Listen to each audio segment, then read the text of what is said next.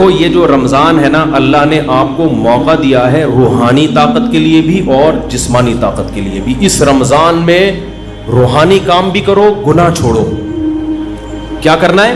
تمام کبیرہ گناہوں کی لسٹ بنا لو. یہ کرتا ہوں. فحش فلمیں آج کل بہت نوجوانوں میں رائج ہو گئی ہیں، اس کو گناہ سمجھنا چھوڑ دیا ہے. یہ گناہ، ماں باپ کے ساتھ بد کلامی، بہنوں کی وراثت نہیں دے رہا، جھوٹ بولنا، سارے گناہوں کی. ہمارے استاذ کہا کرتے تھے گناہوں کو نا ڈائری میں لکھو، لسٹ بناؤ کہ میری زندگی کا عزم ہے کہ ان گناہوں کو میں نے اپنی زندگی سے نکالنا. اس کے لیے پلاننگ کرو. تو رمضان سے بہترین پلاننگ کا ٹائم آپ کے پاس کوئی بھی نہیں ہے. سمجھتے ہو؟ تمام گناہوں کو اپنی زندگی سے نکالنا ہے. عزم کرو اس رمضان میں 5 ٹائم تکبیر اولیٰ کے ساتھ ہم نے نماز پڑھنی ہے. یہ عزم کرو. عزم کرو رمضان میں 20 رکعت تراویح پڑھنی ہے. دیکھو اسلاف کے دور میں 20 رکعت تراویح تھی. 8 رکعت تراویح ہمیں کسی صحابی تابعی سے نہیں ملتا.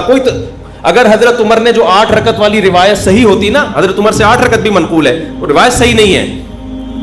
اگر وہ روایت صحیح ہوتی تو پوری روئے زمین پر کہیں تو 8 رکعت ہو رہی ہوتی. اس وقت کہیں بھی نہیں ہوتی، کہیں بھی نہیں تھی.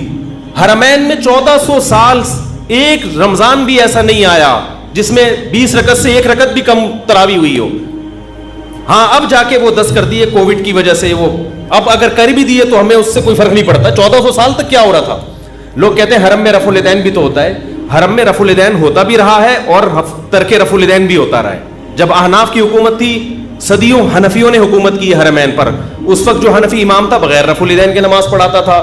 لیکن اگر کوئی رفع الیدین کے ساتھ پڑھاتا تو اس پہ بھی اعتراض نہیں تھا، کیونکہ صحابہ میں آپ کو رفع الیدین والے بھی ملیں گے اور رفع الیدین نہ کرنے والے بھی ملیں گے. تو ہماری نظر میں اس سے کوئی فرق نہیں پڑتا. لیکن تراویح کا جہاں تک مسئلہ ہے، 1 سال بھی حرمین میں صدیوں تک ایسا نہیں آیا کہ مسجد نبوی یا مسجد حرام میں 20 رکعت سے کم تراویح ہوئی ہو. اب جا کے سعودی حکومت نے اگر چینج کیا ہے کورونا کی وجہ سے یا کسی بھی وجہ سے، تو وہ چینجنگ سعودی حکومت کا اپنا ہیڈک ہے. وہ پوری امت پہ مسلط نہیں کیا جا سکتا کہ 1400 سال سے. یعنی لوگ کہتے ہیں نا حرمین میں رفع الیدین، اور وہ بھائی 1400 سال سے ایک کام حرمین میں کیسے غلط ہو سکتا ہے؟ رفع الیدین تو حرمین میں ہوا اور نہیں بھی ہوا، دونوں نمازیں چلتی رہی ہیں، لہذا دونوں ٹھیک ہیں. لیکن تراویح کبھی بھی 20 رکعت سے کم نہیں ہوئی ہے. تو اللہ، اگر یہ نماز بدعت ہوتی، یہ غیر سنت ہوتی تو کیسے ہو؟ اور پھر تہجد کی نماز کو تراویحوں سے ملانا، میرا اس پہ آڈیو بیان ہے پورا دلیل کے ساتھ، وہ آپ سن سکتے ہیں. بھی میں اس ٹاپک کو نہیں چھیڑتا. آپ نے عزم کرنا ہے کہ ہم نے تراویح کی نماز پابندی سے بولو پڑھنی ہے. تو عزم کرتے ہیں کہ نہیں؟ اس کی بڑی روحانی برکتیں ہوں گی. اور رمضان میں رات کے آخری حصے میں نا، سحری میں تو اٹھتے ہی ہیں سب لوگ، تھوڑی دیر پہلے دعا کا اہتمام کر لو.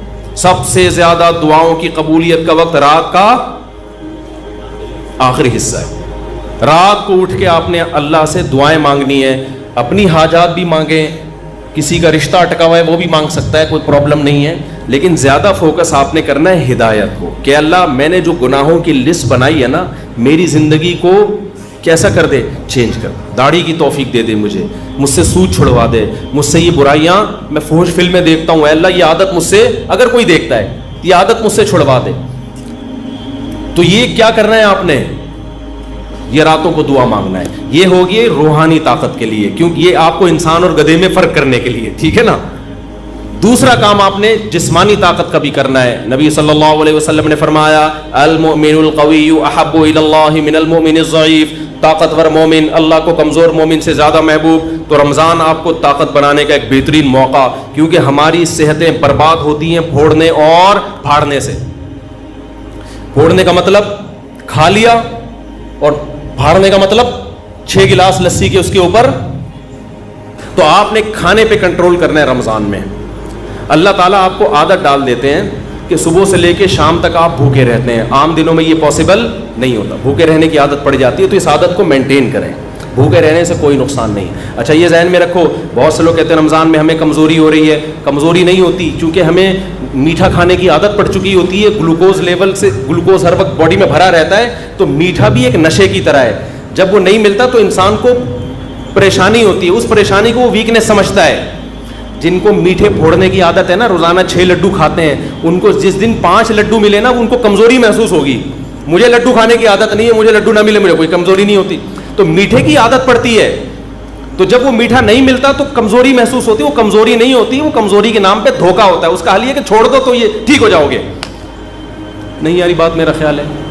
تو آپ نے کیا کرنا ہے بھائی, صبح سحری میں بھوڑو نہیں, تمیز سے کوئی تمیز کی چیزیں کھا لو, اور افطاری میں بھی تمیز سے تمیز کی چیزیں کھا لو. وہ میں تمیز کی چیزیں بتا نہیں رہا آپ کو کیا ہے, وہ ڈاکٹروں سے پوچھ لو, حکیموں سے پوچھ لو, وہ میں نہیں بتاؤں گا کیونکہ میرا شعبہ نہیں ہے. ہو سکتا ہے پکوڑے والوں کا بزنس بند ہو جائے, سموسے والوں کا بیچاروں کا, کہہ رہے رمضان میں تو ایک ہمارا بزنس چل رہا تھا, ہمارے کیوں بزنس پہ لات مار رہے ہو. تو آپ 2-3 چیزوں پہ تھوڑا کنٹرول کر لیں, ایک آئل اور ایک چینی. سمجھتے ہو, کوکنگ آئل کو چھوڑ دو, نکال دو اپنی سے. یہ کوکنگ آئل جو بازار کی چیزیں جو بھی آ رہی ہیں نا, یہ خوب سمجھ لو یہ بزنس ہے, اس کا آپ کی صحت سے کوئی تعلق نہیں. کل میں نے دیسی گھی اپنے گھر میں خود نکالا, میں نکالتا رہتا ہوں, حالانکہ مجھے گفٹ میں بھی لوگ دے جاتے ہیں دیسی گھی, پھر بھی میں گھر میں اپنے ہاتھوں سے نکالتا ہوں. میری گائے ہے, میری بکری ہے,